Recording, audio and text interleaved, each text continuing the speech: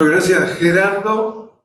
Gracias a la Horta porque me dio posibilidad de enseñar en esta espléndida casa de estudio en esta universidad en expansión, y al mismo tiempo porque también la Horta tiene algo que ver con este libro. Este libro nace con una serie de clases, en cursos, en cursillos, lo cual uno de los temas centrales es el despido. Hay tres nudos en el derecho del trabajo: la subordinación, el salario, el despido. Bueno, y en el tema del despido, uno iba agregando carpetines, file en internet, un despido especial acá, una nueva ley que se aprobaba. Y el día se me dio por contar todas las carpetas de despidos especiales que existían, y ya hay 16 despidos especiales, y el riesgo es que me olvide de algún despido especial. Creo que ese es un dato de interés para empresarios, para juristas, porque más allá del debate sobre el despido, el libro también examina el debate del despido desde el enfoque doctrinario y jurisprudencial. Existe esta idea de la expansión del campo de acción de los despidos especiales.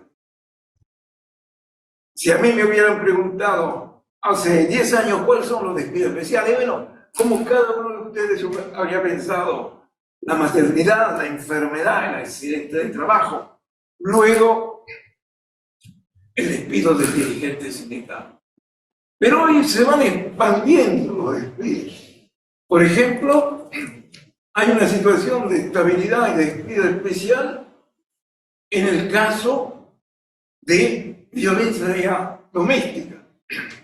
Tema bien difícil de hacer entender al empleador, porque cuando hablo de violencia doméstica o de violencia en general, no me refiero a situaciones de estabilidad, del acoso moral o sexual en el lugar de trabajo. No, pienso en la persona, en la mujer, porque es una ley que ampara a las mujeres, en la mujer que es víctima del marido que le pega en su casa, o la mujer que va a una discoteca y la agreden y pide medidas cautelares. Y bueno, en ese instante nace para el empleador la obligación de respetar durante 6 meses el lugar de trabajo, o si no, tienen que pagar un despido especial. El empleador va a decir: pero yo qué tengo que ver con esa situación. Pero yo no juzgo si es bueno o es malo, digo, son cuestiones nuevas. También aparece, por ejemplo, un despido especial de la trabajadora nocturna. La trabajadora nocturna que percibe un plus salarial del 20%, si se embaraza, tiene derecho a exigir que trabaje de día conservando el plus. Y si el empleador no accede, puede darse por despedida con un despido especial. O viejos despidos, como el despido del vendedor y el viajante, un despido de los años 50, una cosa antigua, que vuelve a renacer porque hoy en día hay muchas ventas online, hay mucho mercadeo en las redes. Entonces, un televendedor, un televiajante, alguien que vende seguros en Salto con medios tecnológicos desde Montevideo, tiene el mismo derecho de ese señor que iba a Salto y vendía corbatas o peines. Bueno, eso. Y ahí hay un debate más profundo.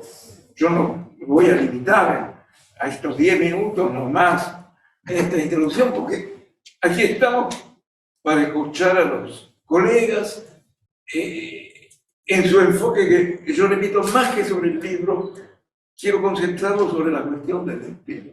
Porque ahí se plantea también un problema, Rosario. Es decir, a medida que se expanden estas protecciones sobre el despido, también se reduce la cantidad de trabajadores subordinados, porque hay una fuga evidente del derecho del trabajo. Y se plantea un problema.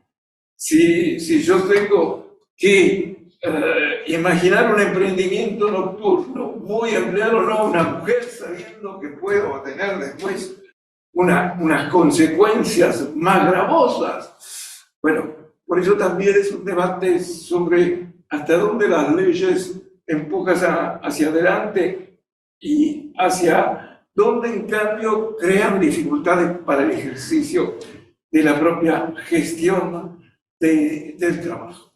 Esta es la idea.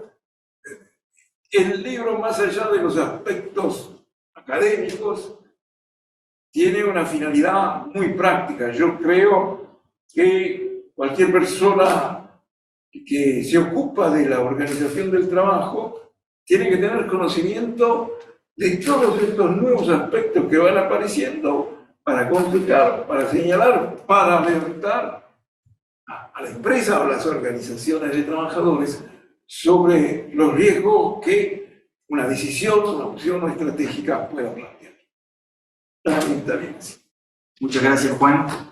Le damos entonces la palabra al doctor Jorge Rosenbaum. Muchas gracias. Bueno, participar en el lanzamiento de una publicación de un colega, sobre todo de un amigo de la vida, no es una tarea sencilla. Uno puede caer en la tentación de adjetivar en exceso y caer en lugares comunes. No es eso lo que realmente pienso ni lo que quiero transmitir. Me limitaré a decir, como introducción, lo que ustedes ya conocen. Juan Rasodelgue es un docente de dilatada trayectoria que ha ejercido la enseñanza simultánea del derecho del trabajo y de las relaciones laborales desde la cátedra, tanto en la Universidad de la República como en la Universidad Port. Encontrarme nuevamente en esta casa de estudios superiores, la verdad que me eriza la piel. Hemos compartido el privilegio de ser docente por más de una década, junto a Gastón Labadí, junto a Gerardo Cedrola, bueno, y un sinnúmero de profesores cuya lista sería sumamente extenso de enumerar. Pero volviendo a Juan Raso, lo sabemos, un hombre inquieto, un comunicador vivaz e imaginativo, un profesor que al transmitir conocimientos e ideas desciende al llano del aula y camina indagando inquietudes en un continuo diálogo con los estudiantes. Su actividad autoral ha sido y sigue siendo muy prolífera, y el libro que acaba de publicar, El despido, un estudio sobre el despido común y 16 regulaciones especiales de indemnización, como recién lo comentaba Juan, constituye un exponente referencial en el medio académico porque me parece, mi apreciación, que reúne dos condiciones sumamente valiosas.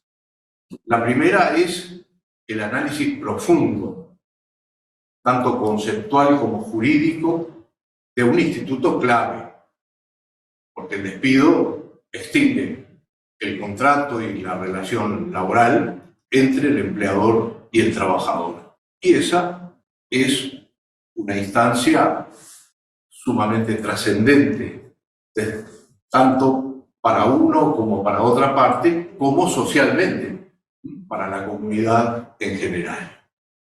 Pero la segunda, y es lo que agrega mucho más valor a la obra, es el abordaje de la realidad práctica, fruto de la experiencia que, sin duda, el ejercicio profesional del autor y su capacidad de interpretar la verdad material, la realidad, le permiten contextualizar el tema en tan diversificados escenarios como los que matizan al mundo del trabajo y algunos de los cuales fueron ejemplificados a través de sus palabras. Yendo al fondo del tema, cuando centramos nuestra mirada en el instituto del del despido, percibimos que en torno al mismo gira un debate histórico. Y en el trasfondo se contraponen dos reglas de orden jurídico, pero también de intereses enfrentados muchas veces. La libertad de contratación y el derecho al receso unilateral por despido del empleador versus, diría yo, el derecho al trabajo y al empleo del trabajador. Un binomio que se inserta en un esquema en el cual la autonomía privada individual exhibe un desequilibrio de poder entre ambos sujetos que altera el principio de igualdad de los contratantes, que es propio del derecho privado, del derecho civil, del derecho comercial. Y siendo que las normas internacionales y numerosísimas constituciones consideran el derecho al trabajo como un derecho fundamental, se procura discernir en general cómo y con qué alcances han de generarse protecciones contra la ruptura unilateral de la relación laboral y la pérdida consecuente del empleo. Naturalmente que tratándose de enfoques con un fuerte contenido filosófico, político e incluso, dijimos hoy, social y hasta económico, sin lugar a dudas que estos valores en cada época y en cada sociedad provocan que las respuestas de los ordenamientos jurídicos nacionales sean absolutamente disímiles en cuanto a lo que decíamos, qué clase o tipo de protección ha de reconocerse en favor del trabajador. En los extremos de esa gama de respuestas, y simplificando naturalmente el planteo en estos poquitos minutos que vamos a emplear, situamos por un lado aquellos regímenes jurídicos en el que el despido es libre. Vale decir que no se exige invocar ni acreditar una causa justificada. Todos conocemos que Estados Unidos es señalado como el paradigma del employment at will, ¿no? O sea, el empleo de voluntad, perdón mi pronunciación, donde cualquiera de las partes puede concluir el contrato de trabajo sin un preaviso, por cualquier motivo, o incluso sin motivo alguno, y sin tener siquiera que pagar una indemnización económica. En el otro extremo se ubican los regímenes de despido causado, vale decir que solamente admiten la rescisión unilateral por el empleador si media una causa absolutamente justificada. Básicamente, estos sistemas presentan dos variantes. Una en la cual debe solicitarse autorización a la Administración del Trabajo, probando que por parte del empleador que el motivo para despedir es procedente, y ejemplo de ello son Holanda, India, China, bueno, en Latinoamérica, Cuba y Venezuela. En la otra, el procedimiento no es anterior o previo, sino ex post. Es decir, se recurre a la vía judicial en caso de que haya insatisfacción de parte del perjudicado, tal cual está regulado en España, en Italia, en Francia, en nuestro continente, en Perú, con oscilaciones en las épocas, o en distintas épocas, en Chile también.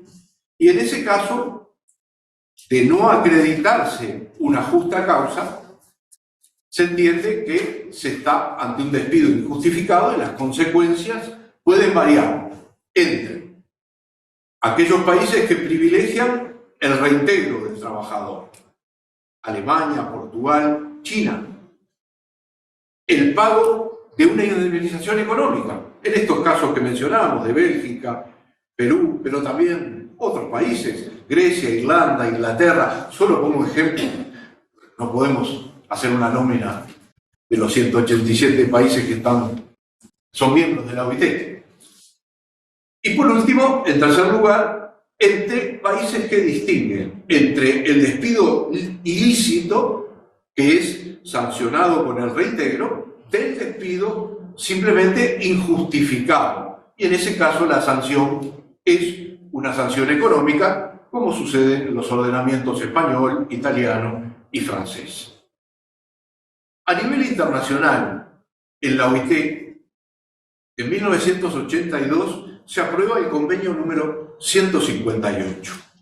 Es un convenio sobre la terminación de la relación de trabajo y dos recomendaciones complementarias, la 119 y la 166.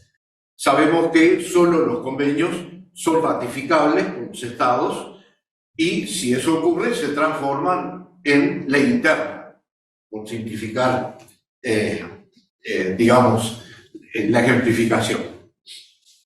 El convenio 158, fíjense ustedes que únicamente alcanzó 36 ratificaciones de 187 estados miembros que estamos mencionando, incluso una con denuncia posterior, la de Brasil.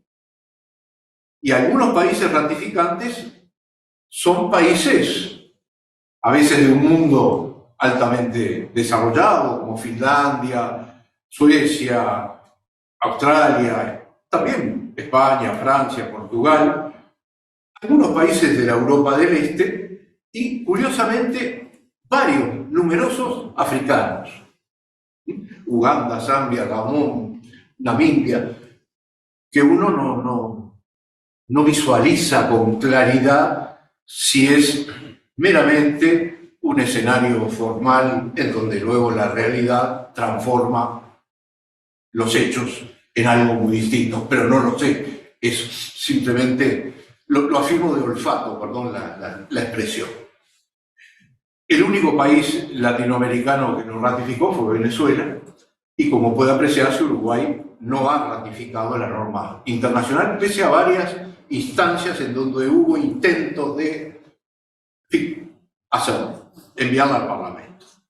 Según ese convenio, en lo sustancial, muy brevemente, se exigen que las causas o motivos justificados para el despido tengan o estén vinculadas con la conducta del trabajador, las condiciones del trabajador, es decir, problemas referidos a la forma en que se presta el trabajo, la asiduidad, la capacidad, la atención, etcétera, etcétera, o, naturalmente, las necesidades de funcionamiento de la empresa en épocas de crisis, en situaciones de reestructuración tecnológica, de reducción de personal. Lo estamos viendo todos los días en la prensa, hoy ya en el mundo de las TICs, cosa que para nosotros era impensable, no digo hace 10, hace 5 años. Despidos masivos, Twitter, Google, etcétera, etcétera. Lo cierto es que en una reciente exposición de Alejandro Castelo, colega y docente y amigo además, tanto del autor como nuestro, yo lo escuchaba y tomé nota de una frase. Dice, ningún mercado de trabajo funciona de manera completamente libre y sin reglas. Y analizando y estudiando en función de todo lo que me despertó de interés, de nuevo, el libro, al leerlo, traté de investigar. E incluso en Estados Unidos encontré legislación federal de muchos estados que exigen la justificación de la causa del despido. Decisiones jurisprudenciales que imponen un resarcimiento económico, también de los estados, estaduales naturalmente, no de la Corte Nacional, llamémosle, de la Corte Federal, que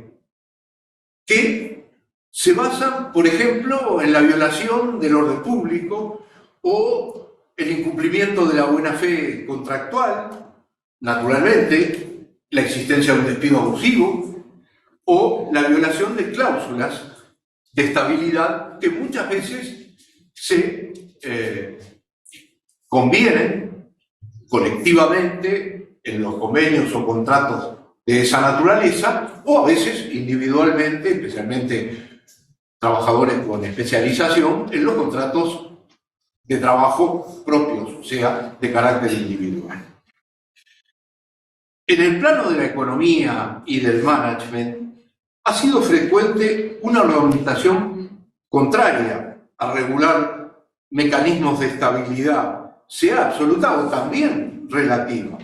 Y los argumentos fundamentales han sido que esto aumenta los costos empresariales, que no permite la creación de empleo, que dificulta la adaptación al entorno de alta competitividad, que perjudica la movilidad laboral en el mercado de trabajo, que desfavorece el ingreso al mercado de jóvenes y otros sectores vulnerables de la población. La OIT, sin embargo, mantiene ese rigor. Yo tampoco digo si está bien o está mal, ¿no? Y ha encomendado muchos estudios a sus departamentos de empleo, o a veces a especialistas, economistas, la mayoría, externos. Y tomo un último estudio que fue publicado en la Revista Internacional del Trabajo de la OIT, se puede consultar, creo que es el número 138 del año 2019, un estudio realizado sobre la base de 117 países entre los años 1990 y 2013. Y en ese estudio las conclusiones son: primero, no existe evidencia de que las indemnizaciones por despido tengan incidencia en la competitividad y en el mercado de trabajo en general. No es claro que las legislaciones sobre despido generen una disminución de oportunidades de trabajo en mujeres y jóvenes. La estabilidad laboral no tiene incidencia significativa en la productividad de los trabajadores. No se encontró ninguna asociación significativa entre la tasa de desempleo y la fortaleza relativa de las leyes de despido. Las leyes de despido no tienen impacto significativo sobre la desigualdad de ingresos laborales. Más recientemente, los argumentos conceptuales del informe Trabajar para un futuro más prometedor de la Comisión Mundial sobre el futuro del trabajo, al conmemorarse el centenario de la OIT en 2019, en fin, es una frase muy conceptual, pero vale la pena leerla si me lo permiten. Muy breve. Los empleos vinculan a las personas con la sociedad y la economía en las que viven. El acceso a un trabajo seguro, productivo y remunerado de manera justa, asalariado o por cuenta propia, es un factor fundamental para la autoestima de las personas y las familias, que les afirma su sentimiento de pertenencia a una comunidad y les permite hacer una contribución productiva. Por eso es que en las tantas recomendaciones de esta comisión se propone aumentar la inversión en capacidad de las personas, formación profesional, porque de ese modo el empleador invertirá para sí mismo en la medida en que mantenga al trabajador a largo plazo con un vínculo laboral. Y, naturalmente, aumentar la inversión en las instituciones del trabajo, entre ellas todas aquellas que alienten de algún modo la permanencia en el empleo, la estabilidad, aunque sea relativa, de los trabajadores. Sin embargo, yo ahora voy a enunciar algunas conclusiones que ya son personales y que quizás no coincidan en todo con estos estudios, a los cuales naturalmente les rindo un especial respeto debido a la capacitación de quienes los han llevado a cabo, la calidad, digamos, académica de los mismos y el conocimiento profesional en virtud de ese escenario tan ampliado que la OIT tiene sobre el trabajo en todo el mundo.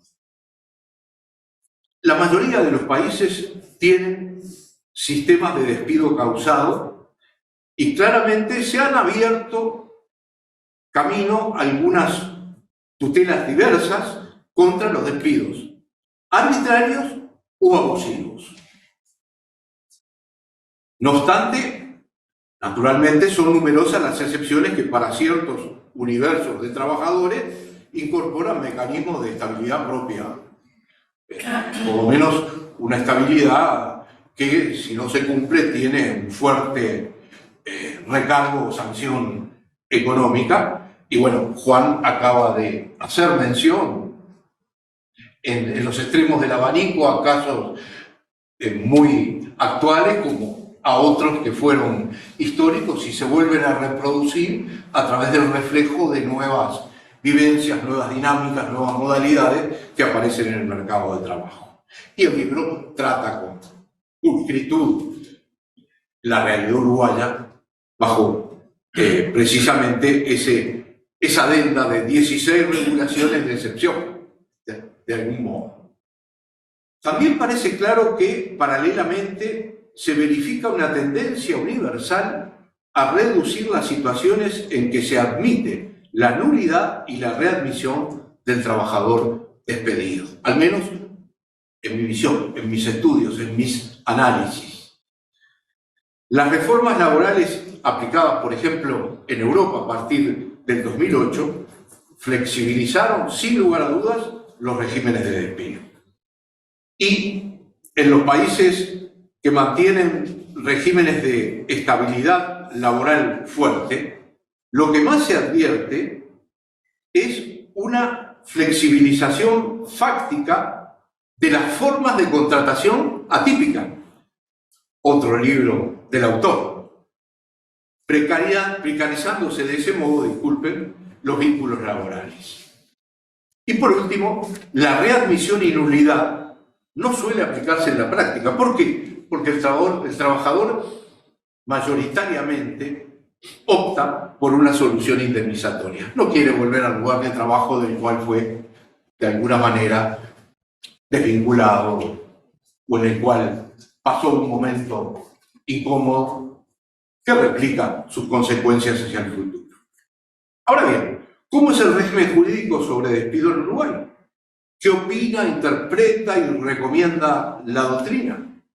¿Cómo fallan los tribunales? ¿Cuáles son las bases de cálculo de las indemnizaciones? ¿Qué condiciones, requisitos y procedimientos deben observarse? ¿Cómo se computan los plazos?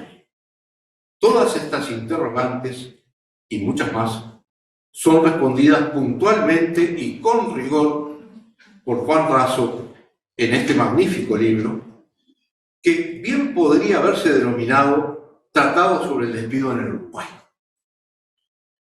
Felicitaciones fervorosas al autor, que sabe de mi sinceridad y de mi amistad profunda, por este excelente aporte y mi agradecimiento a la Universidad Ort, a mi colega Gerardo Cedrola, a nuestra panelista, pareja panelista, y naturalmente al auditorio presente y que se encuentra conectado. Muchas gracias, Jorge. Gracias, Jorge, como siempre, por tu colaboración. Le damos entonces la palabra a la doctora Rosario Buena para que aborde, en función de su experiencia empresarial, los aspectos que quiera comentar. Rosario. Muy bien. Bueno, muchas gracias, en primer lugar, al profesor y a la Universidad OR por esta invitación para integrar esta prestigiosa mesa. Los tres colegas han sido profesores míos en carrera de grado y posgrado en UDELAR y en esta casa, así que realmente para mí es un honor haber sido seleccionada para estar hoy compartiendo mis experiencias. En mi caso estoy vinculada al mundo de los recursos humanos, maravilloso mundo, muy atractivo, muy dinámico, que tiene muchos condimentos, como le decimos quizás en términos, bueno, no tan profesionales. Pero es un mundo muy dinámico que ha cambiado mucho. Hace más de 30 años que estoy en esto. Y bueno, se imaginarán que a lo largo de estos 30 años he pasado por muchísimas experiencias. He estado vinculado a diferentes sectores, mayoritariamente al sector servicios, al sector seguridad, en una empresa altamente sindicalizada como es Prosegur, bueno, como lo era, porque puedo hablar hasta el 2019, el momento en que me retiré. Y hoy sabemos que hay muchos actores en todo lo que es el mundo de las relaciones laborales y bueno, y las consecuencias que eso puede generar, una mala gestión o una gestión no analizada profundamente para tomar las decisiones. En mi caso, teníamos en ese momento 2 sindicatos. Por lo tanto, toda aplicación del procedimiento disciplinario, si bien era convenido con una de las partes que era AEBU, sabemos que es un sindicato muy profesional, con una gran trayectoria, con amplia experiencia en lo que es negociación colectiva, pero bueno, muy rigurosos también y exigentes a la hora de aplicarse todo lo que hacía al procedimiento disciplinario, y más cuando la decisión podía finalizar en un despido. En recursos humanos tenemos ese doble rol, que es, por un lado, tratar de gestionar para que las personas trabajen motivadas, trabajen bien, es decir, todo lo que son las prácticas y las habilidades blandas, desarrollarlas. Pero también tenemos el rol duro de lo que es la negociación, y concretamente cuando estamos hablando de decir, bueno, finaliza la relación laboral, es muy duro porque eso tiene muchas connotaciones, no solamente a nivel personal, sino a nivel familiar y del resto de los equipos, que no es nada menor, ¿no? Cuando se va un compañero, cualquiera sea la decisión, sin duda eso afecta, y es un trabajo también a desarrollar desde el lado de adentro. Este libro realmente para nosotros, a partir de ahora, profesor, va a ser un libro de cabecera, porque a pesar de los años que podamos tener en lo que es la gestión de los recursos humanos y las relaciones laborales, siempre nos surgen dudas, porque también la jurisprudencia va cambiando, las nuevas modalidades de contratación van cambiando. Recién el profesor Roseman hacía referencia, bueno, a los nuevos sectores que hoy están surgiendo, y que eso implica también de parte de recursos humanos ayornarse, porque podemos cometer sino errores y sabemos que podemos tener después costos altos por eso. Me quiero remitir a algunas cosas que están analizadas en el libro, algunas situaciones.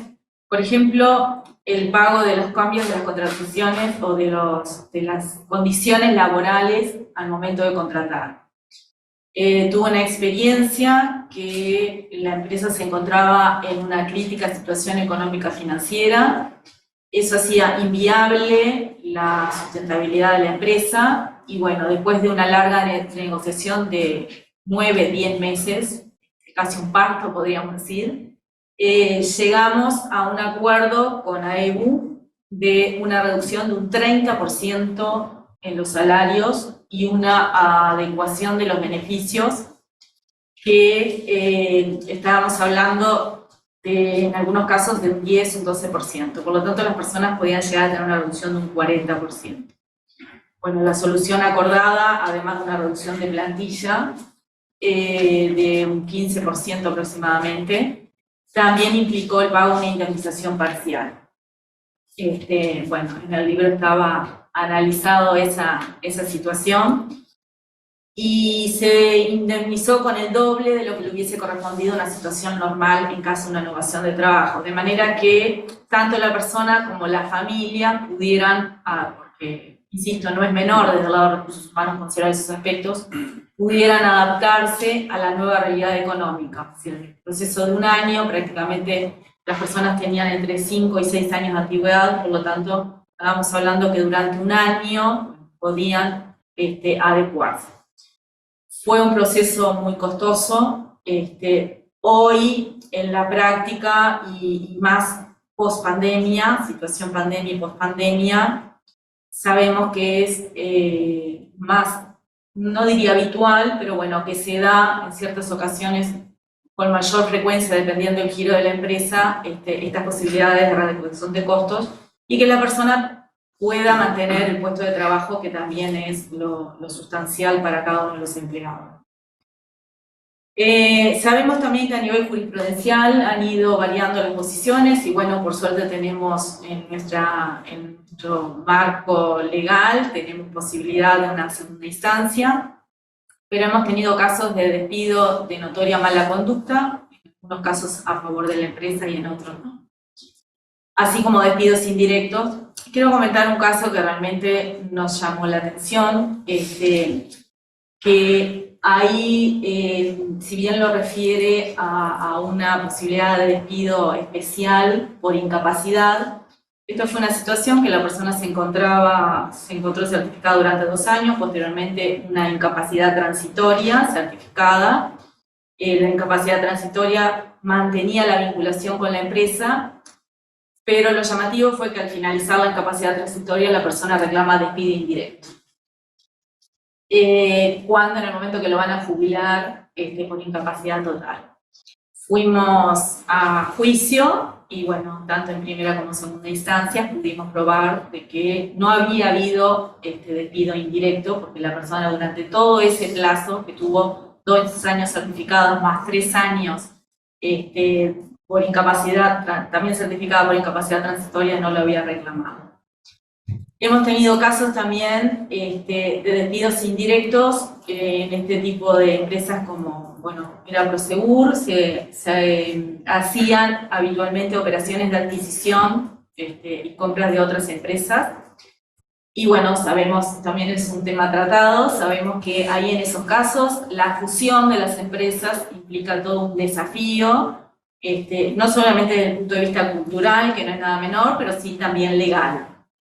Y nos ha pasado que los cumplimientos en algunos casos de las empresas adquiridas, el cumplimiento de las normas legales eran, en algunos casos, no 100%, que las personas no reclamaban en esas empresas porque tenían corte familiar o de menor tamaño, y sí lo hacen donde hay oportunidad de asegurarse el cobro de una indemnización.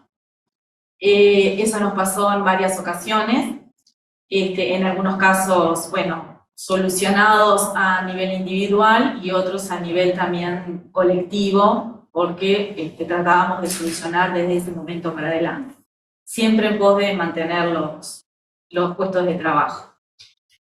Y otras situaciones que hoy en día se están dando, yo estoy vinculada al sector retail desde hace 3 años, un sector totalmente diferente, básicamente con empleo de mano de obra femenina, y se nos han dado situaciones de declaraciones de acoso. Recientemente tuvimos uno, donde sabemos las dificultades que hay para probar el acoso, porque a veces puede estar en el roce de lo que es las exigencias de la persona que supervisa los trabajos, o sea, dentro del rol de supervisión, y lo que es tratos correspondientes justamente que se pueden asociar a lo que es acoso laboral. En este caso acabamos de hacer la investigación, tenemos un protocolo interno, bueno, dándole las garantías a todas las partes, y hemos definido el despido por notoria mala conducta. Ahora comenzará la etapa judicial y bueno, veremos qué tal el resultado. Otro caso que también es importante, bueno, todos los despidos por mala conducta que menciona el profesor, y las diferentes posiciones que hay a nivel jurisprudencial. Eso, si bien desde el área de recursos humanos no especulamos, y bueno, y he tenido la oportunidad de trabajar en empresas serias, que no se gestiona de esa manera, a la hora de llegar al juicio también conocemos las posiciones de los jueces, y bueno, la opción de la transacción previa a las audiencias siempre está presente. En algunos casos, cuando realmente estamos convencidos, como dolosos, infidelidades, como hemos tenido y tenemos la prueba suficiente, en nuestro caso, bueno, convenimos también como parte de las prácticas de buena gestión y como medidas ejemplarizantes, porque tenemos que gestionar también, no para una persona, sino para todos los equipos, es importante ahí estar bien firme. Así que, bueno, este libro realmente, le vuelvo a decir, profesor, va a ser un libro de cabecera, de gran consulta. Son temas que en la diaria o cuando se dan las situaciones para tomar una decisión, surgen las consultas, surgen los interrogantes, vemos variaciones que van habiendo y, bueno, tener consolidado en un único texto nos va a ayudar. Así que muchísimas gracias.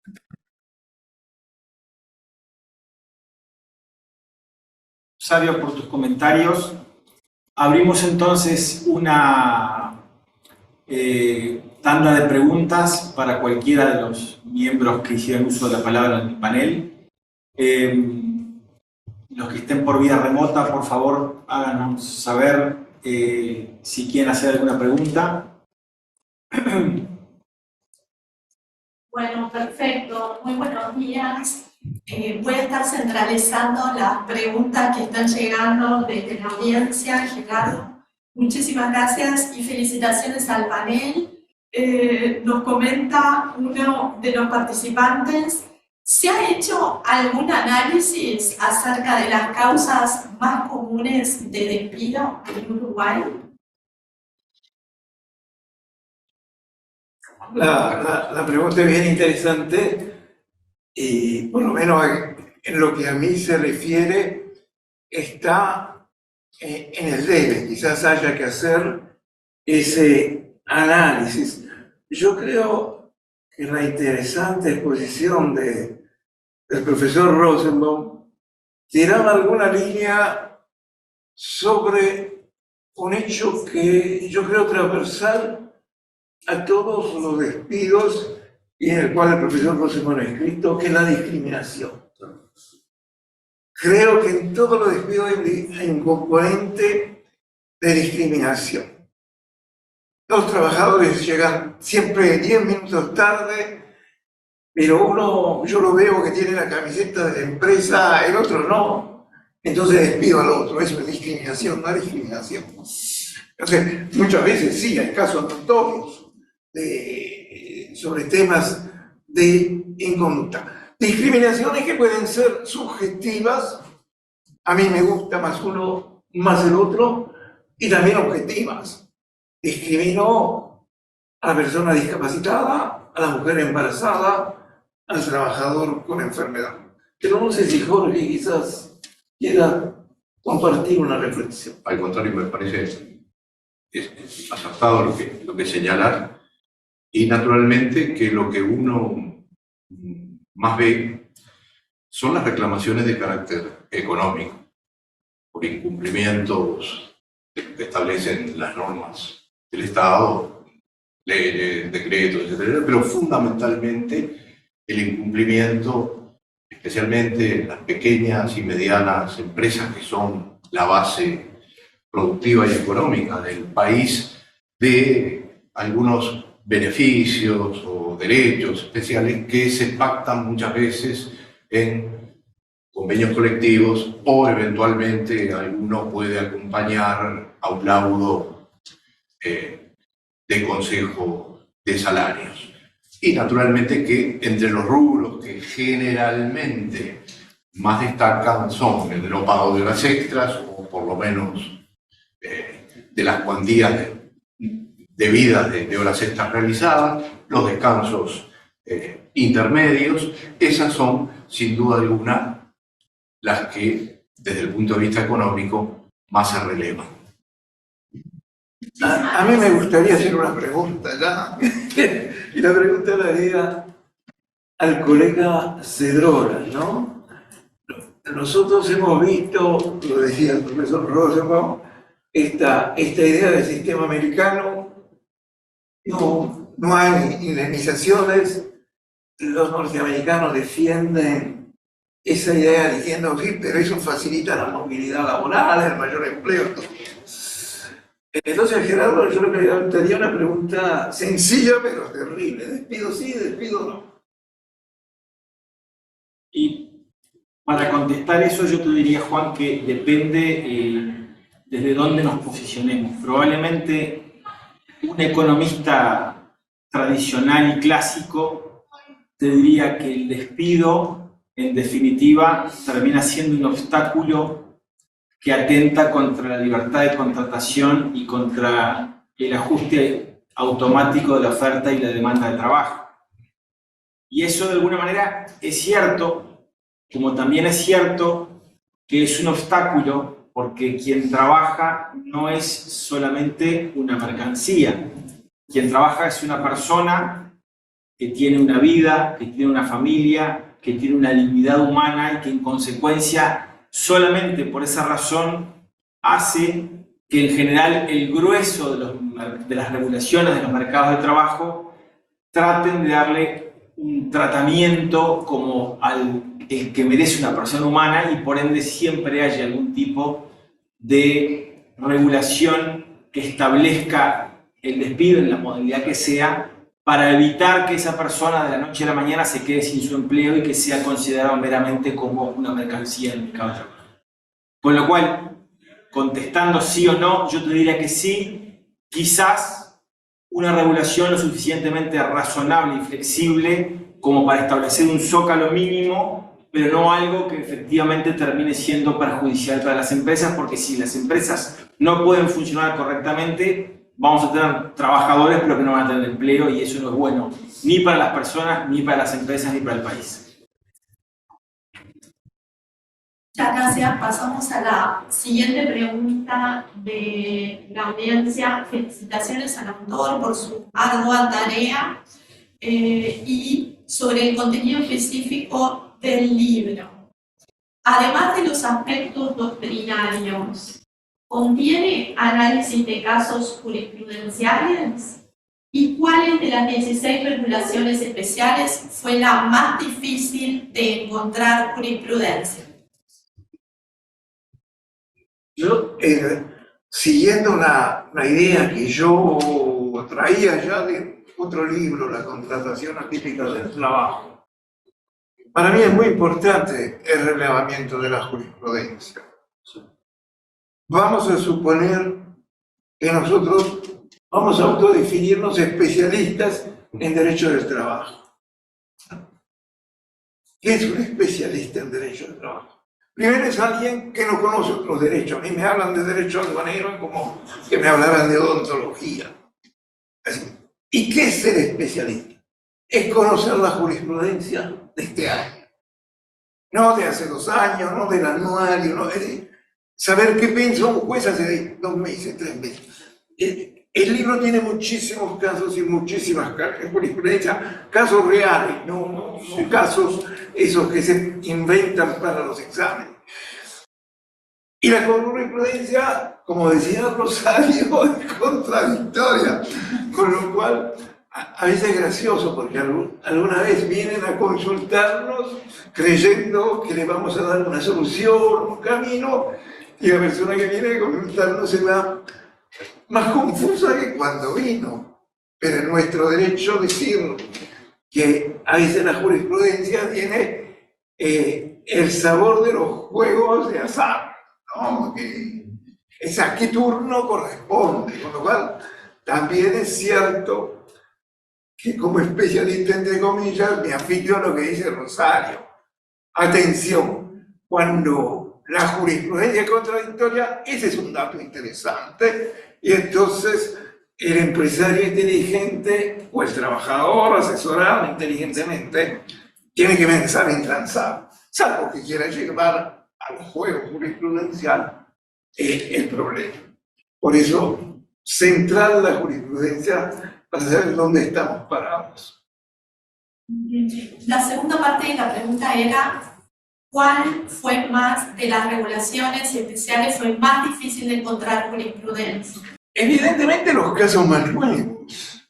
Hay sobre trabajo nocturno, sobre despido por discapacidad, sobre violencia de género fuera del trabajo. Todavía no hay una jurisprudencia asentada, es decir, se va construyendo.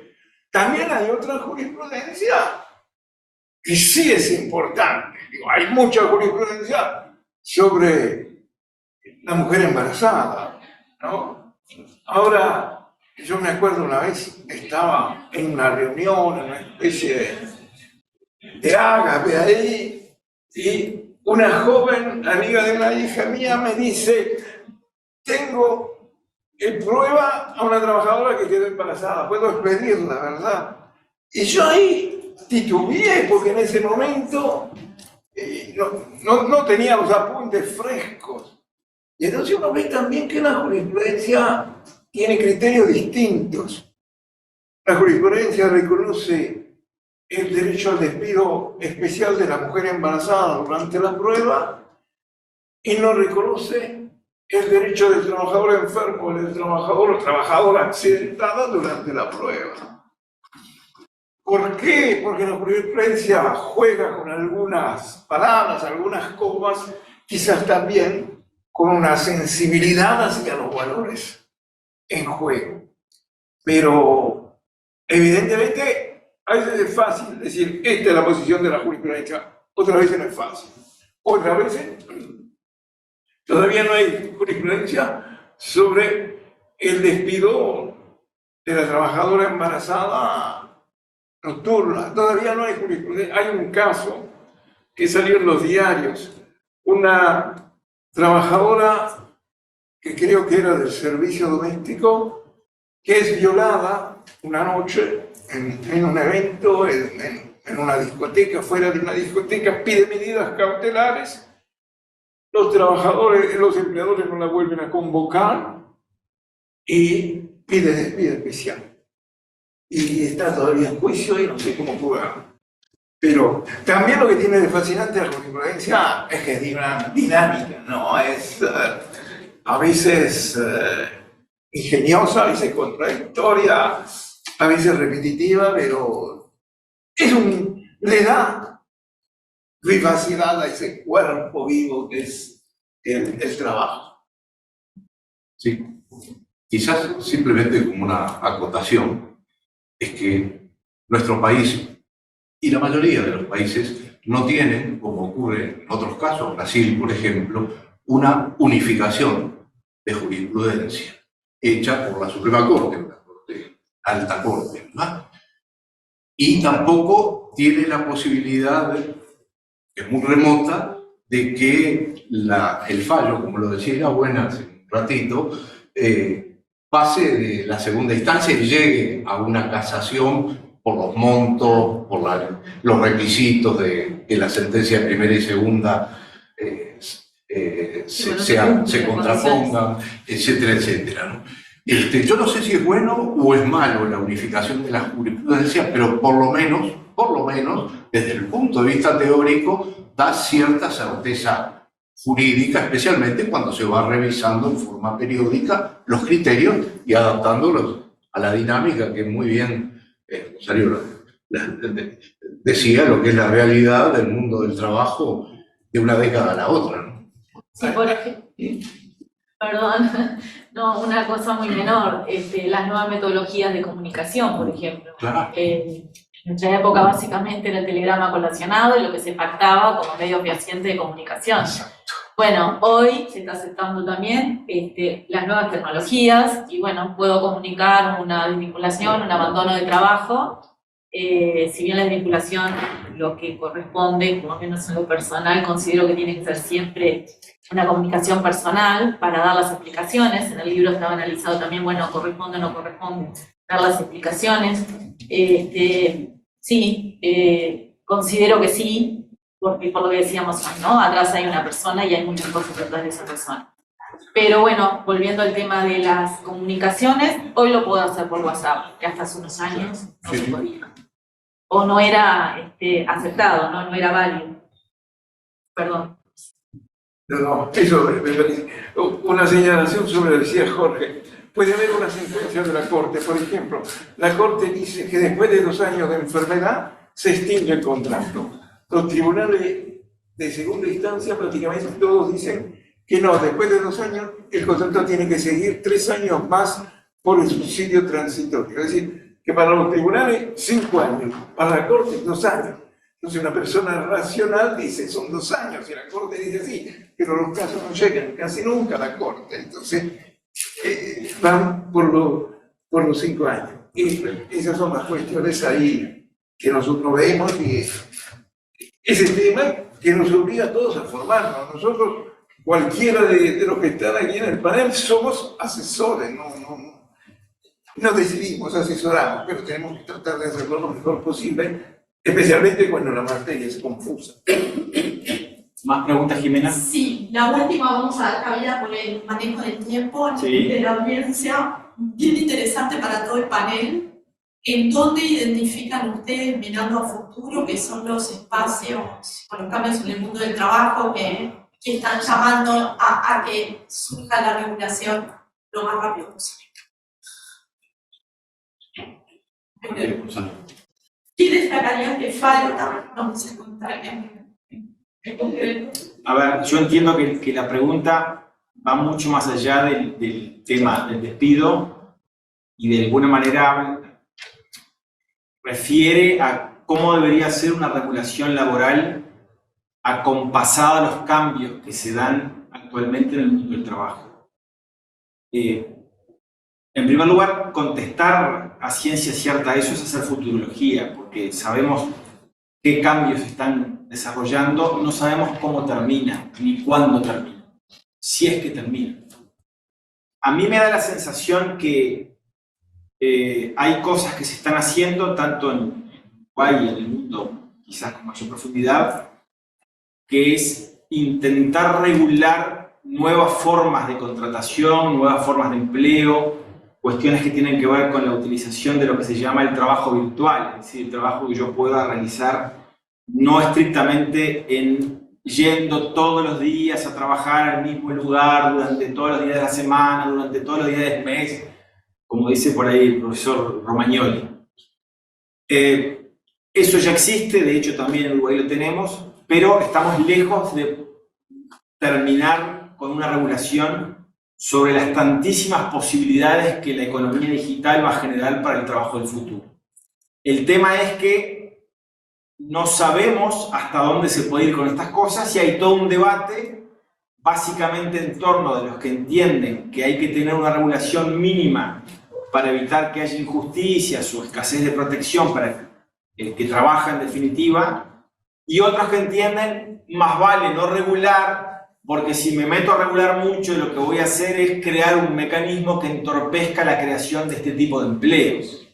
Bueno, esa situación habrá que ir discutiéndola gradualmente, por lo menos en mi opinión, porque como decíamos hoy, tampoco es que como yo soy un trabajador o un teletrabajador o un trabajador de la nueva economía digital, todo vale y me pueden tratar de cualquier forma, o que cualquier regulación, por mínima que sea, termina siendo un entorpecimiento para que las empresas no inviertan y no haya empresas de este tipo.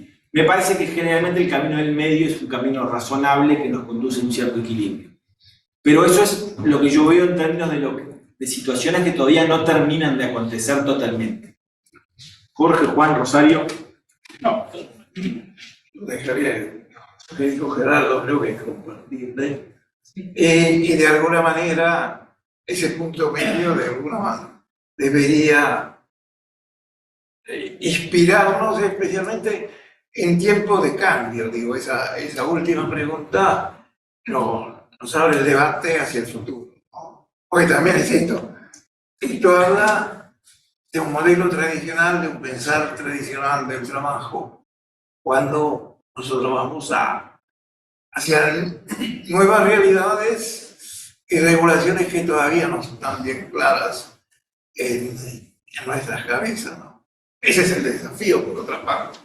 Pero alguna vez se dijo que el derecho del trabajo está en crisis. Yo creo que no. La crisis del derecho del trabajo tradicional. Hoy en día tenemos que imaginar, frente a una realidad que cambia, cómo ajustar las tutelas del derecho del trabajo, que también tiene que reconocer las nuevas realidades. Jorge. No, simplemente la visión desde otro ángulo, complementándolo, que dijeron naturalmente, y es prestar atención también a las relaciones colectivas. ¿Por qué? Porque los conflictos individuales muchas veces se colectivizan, entre comillas, es decir, se convierten en un interés tutelado, protegido por organización sindical. A veces, muy excepcionalmente, ocurre lo mismo con las organizaciones de empleadores respecto de alguna empresa en particular. Y quizás Uruguay no está dotado, pese al transcurso de tantas décadas, de un sistema de prevención y solución de conflictos que podría perfeccionarse. Esto no quiere decir prohibir la huelga, no quiere decir que el empleador no tenga el derecho, con las consecuencias económicas que trae, de cerrar la empresa defensivamente frente a una posible ocupación, etcétera, etcétera. No vamos a los extremos, lo decía muy bien Cedrola. Hay que encontrar los equilibrios. Y dentro de esos equilibrios, los factores colectivos también juegan, pesan y son actores, promotores del conflicto individual. Rosario. Bueno, alineándome a lo que comentaban ustedes, es importante hoy todo lo vinculado a teletrabajo y a las nuevas modalidades de trabajo, que si bien ya hace 2 años que estamos en esto, hay ciertos desconocimientos, hay regulaciones que por suerte ahora se están adaptando, pero creo que es un camino que recién empezamos y bueno, debemos continuar. Y las nuevas generaciones que están incursionándose o están entrando en el mercado laboral en estas condiciones, seguramente no vayan a conocer las modalidades en las que nosotros supimos trabajar. Y bueno, es un continuo camino de cambios, como decíamos hoy. Bueno, este mundo es muy dinámico, muy cambiante y tenemos que estar siempre atentos y dispuestos a adaptarnos. Muy bien. Muchas gracias entonces a todos los que están conectados y a los que están en la sala de forma presencial. Les agradecemos la participación, les agradecemos nuevamente a Jorge, a Juan y a Rosario por sus intervenciones y ha sido un gusto coordinar esta actividad. Buenos días.